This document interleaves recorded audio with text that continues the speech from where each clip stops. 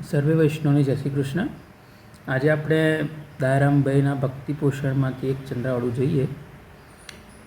માયા છે ઘંટી ખીલડો હરી, એમાં જીવ ચરાચર અન્ન, અરે જે પડ્યું તે પિસાય છે,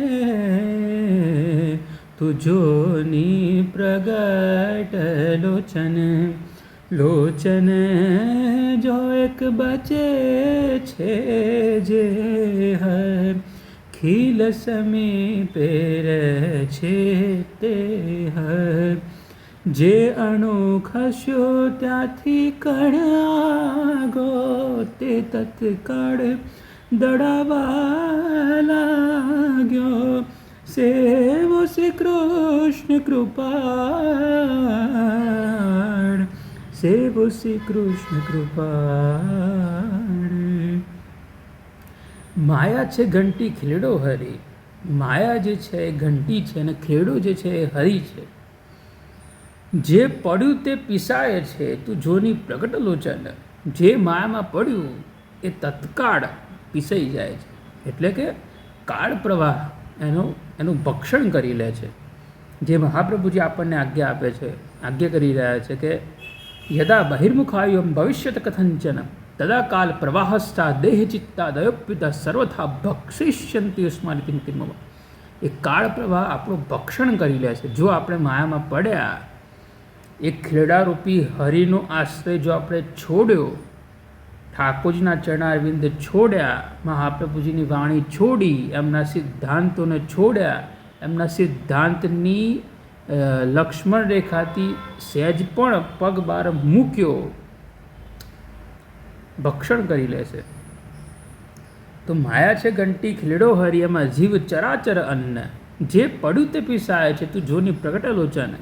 આપણે જોઈ જ રહ્યા છે અત્યારે જે મહાપ્રભુજીના સિદ્ધાંતથી વિરુદ્ધ પ્રવૃત્તિમાં જોડાયેલા છે, પ્રગટ આપણા સમક્ષ પ્રગટ જ છે, જે વિરુદ્ધ આચરણ કરી રહ્યા છે, એમની અંદર તમે ક્યારે પણ એનો આવેશ, ભગવદ આવેશ નહીં જોઈ શકો. એની અંદર ક્યારે પણ ભગવાન પ્રત્યેનો ભાવ નહીં, એનામાં ઉત્પન્ન નહીં થઈ શકે, એનામાં ભાવની વૃદ્ધિ નહીં થાય, એની અંદર ભક્તિ નહીં વધે. કારણ કે મહાપ્રભુજીના વાણીની બહાર જે પણ વર્તન થઈ રહ્યું છે, જે પણ કંઈ થઈ રહ્યું છે, એનાથી ભક્તિ તો સિદ્ધ નહીં જ થાય. કારણ કે ઠાકોરજી પુષ્ટિસ્થ છે, પુષ્ટિ માર્ગમાં બિરાજેલા પુષ્ટિસ્થ ઠાકોરજી છે. તો પુષ્ટિસ્થ પ્રભુ તો એવા છે જે પુષ્ટિ માર્ગમાં જે આચાર્ય શ્રી મહાપ્રભુજી જે છે એમની વાણીથી જો તમે અંદર છો, વાણીની લક્ષ્મણ રેખાથી અંદર છો, તો પ્રભુ આપણી ઉપર બિરાજે છે. જો સહેજ પણ બહાર નીકળ્યા તો પ્રભુ બંધાયેલા નથી, તો પ્રભુ પુષ્ટિસ્થ નથી. પછી પ્રભુ પોતાનું સ્વતંત્ર કોઈ પણ રૂપ દેખાડી શકે છે. પ્રભુ તો પ્રવાહી જીવોની બી સેવા લઈ શકે છે, પ્રભુ મર્યાદા જીવોની બી સેવા લઈ શકે છે, અને પ્રભુ પુષ્ટિ જીવોની બી સેવા લઈ શકે છે. પ્રભુને કોઈ બંધન નથી, એ તો સર્વતંત્ર સ્વતંત્ર છે. પણ ફળ જે પુષ્ટિજીવને મળવું જોઈએ ત્યારે જ મળશે કે જ્યારે જો એ જીવ પુષ્ટિ જીવ હોય તો એ મહાપ્રભુજીના સિદ્ધાંત પ્રમાણે જો ક્રિયા કરશે તો જ એને પુષ્ટિસ્થ પ્રભુ એના ઘેર વિરાજશે, એના માથે બિરાજશે, અને તો જ એને કોઈપણ જાતની ચિંતા નથી. કારણ કે પુષ્ટૌ નૈવ વિલંબયત, પુષ્ટિ માર્ગમાં પ્રભુ ક્યારેય, પુષ્ટિસ્થ પ્રભુ ક્યારેય ઉદ્ધારમાં વિલંબ નહીં કરે. તો જો લક્ષ્મણ રેખાથી બહાર નીકળ્યા તો પછી જે પડ્યું તે પીસાય છે, તો જોની પ્રગટ લોચન. આપણે પણ જોઈ લઈએ અત્યારે, આપણે આંખો સમક્ષ જ જોઈ રહ્યા છે બધું, કે જે માયામાં પડ્યા છે એની શું દશા થઈ છે.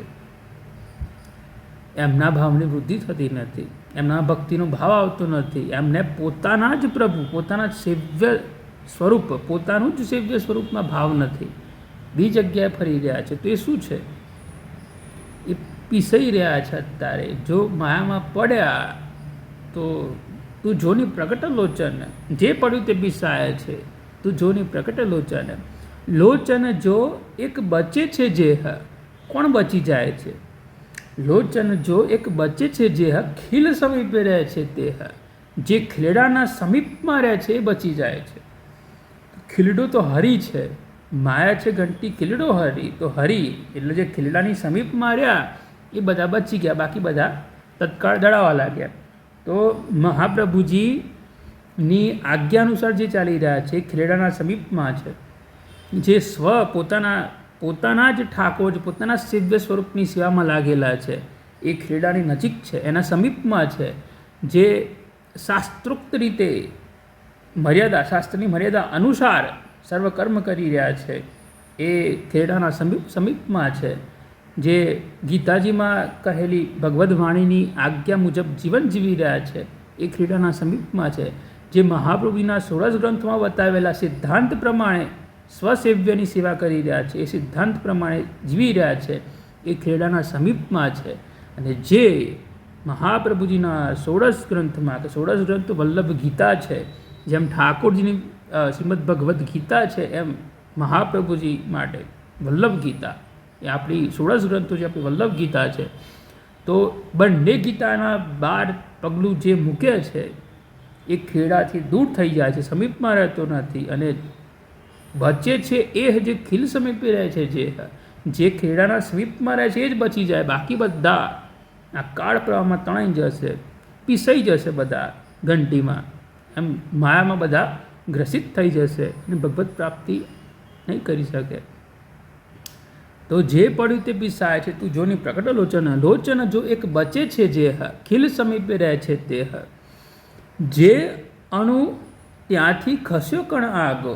ખેડાના સમીપમાં જે છે પછી પણ નજીક તો આવી ગયા, મહાપ્રભુ દ્વારા બ્રહ્મ સંબંધ લઈ લીધું, મહાપ્રભુજી દ્વારા ઠાકોરજી પદ લીધા, સેવા ચાલુ કરી દીધી, અને પછી જો ત્યાંથી સહેજ પણ દૂર હટ્યા, મહાપ્રભુના 16 ગ્રંથ પ્રમાણે સેવા કરતા હતા, સહેજ ત્યાંથી કોકના દુસ્સંગ દ્વારા સહેજ ત્યાંથી દૂર હટ્યા, શોર્ટકટ માટે, ઉદ્ધારના શોર્ટકટ માટે સહેજ પણ દૂર હટ્યા, જે અણુ ખસ્યો ત્યાંથી કણ આગો, સહેજ પણ જો બહાર નીકળ્યા, સિદ્ધાંતની મર્યાદાની લક્ષ્મણ રેખાની સહેજ પણ બહાર નીકળ્યા, તો જે અણુ ખસ્યો ત્યાંથી કણ આગો તે તત્કાળ દડાવવા લાગ્યો, એ પછી પાછા ફરતી દડાવવા લાગી જશે. તો જદા બહિર્મુખાયુયમ ભવિષ્યત કથંચન તદા કાલ પ્રવાહસ્તા દેહ ચિત્તાદયોપિત સર્વથા ભક્ષિષ્યંતિ યુષ્માનિતિ મતિર્મમ. એ કાળ પ્રવાહનું ભક્ષણ કરી લે છે, એને ખબર પણ નહીં પડે. તો ત્યાંથી સહેજ પણ એક કણ પણ જો કોઈ અણુ ખસી ગયો ખેડાના સમીપથી દૂર, તો તે તત્કાળ દડાવવા લાગ્યો. સેવો શ્રી કૃષ્ણ કૃપાળ, સેવો શ્રી કૃષ્ણ કૃપાળ. માટે કૃપાળુ ભગવાન શ્રી કૃષ્ણની સેવા કરો.